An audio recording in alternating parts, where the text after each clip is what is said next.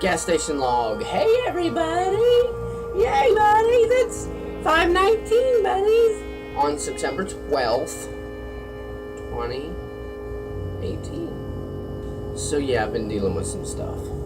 Over the last month and a half, my feelings for this girl that go back 22 years have kind of come back up, and everything makes me think about this girl. Unfortunately, she's been dead for 7 years, which is sad. But I think I've realized why this whole thing is happening, and why the Amelia Earhart obsession that I've had lately has been running right along with it. I've always been fascinated by Amelia Earhart, but I basically feel like I needed to try to come to some kind of a conclusion that I could be satisfied with, or find a way to be satisfied with, about the mystery of Amelia Earhart. It led me to conduct my own investigation and my own research of the available facts, and I came to the conclusion that frankly was sad, and I have closure with that issue now. It's still fascinating, but I have closure with that issue. And I believe that the reason this whole Jen Gertzen thing is flared up is because I need to find some kind of closure for it. And the Amelia Earhart thing was the pattern that tells me I need to investigate some things about her so that I can know things that I've always speculated but never really knew for sure, so that I can bring closure and hopefully finally just get over it.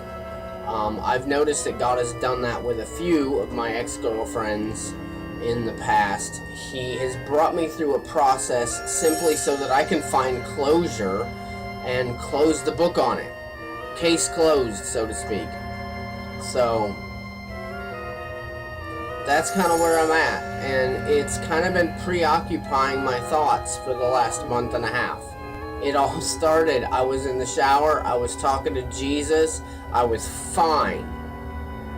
Barely thought about the girl at all, and then all of a sudden I'm flooded with all my old feelings for this girl, and I haven't been able to get it to go away until I realized what I need to do. And now it's finally starting to fade, or I'm able to compartmentalize my feelings and file them away somewhere in the under investigation folder. I got me a drink today. Mooney Mist! Yay, buddies! I love Mooney Mist! So, I got that when I got to work. I walked in here. The guy that worked this morning came in for a brief time, turned the lights off, shut the air off. I don't know why. You're not supposed to shut the air off. It's supposed to run at 60 degrees all the time, unless it gets unless it gets 2 or below 60 degrees, and then it's not necessary. Because we got to keep the computer cool. I walked in here and it was so hot. Oh my gosh, buddies, it was so hot in here. Blah. So, I got it running now. It's finally starting to cool off in here. Yay! So, it's kind of a nice day. It's a little cloudy over that way. Over this way, it's blue and happy and clear. Like a Bob Ross painting. Yay, buddies! Okay, so. Rock and roll! Yeah! Gas station log. It is 5:53. And you know what? I do have one other thing to say. As I've been pondering this whole Jen Gertzen thing recently, something occurred to me. All this, for quite some time, at least as long as I've been involved in Celebrate Recovery, and even as long as I've been a Christian, people tell people that, Jesus has a better plan for you than what you're living.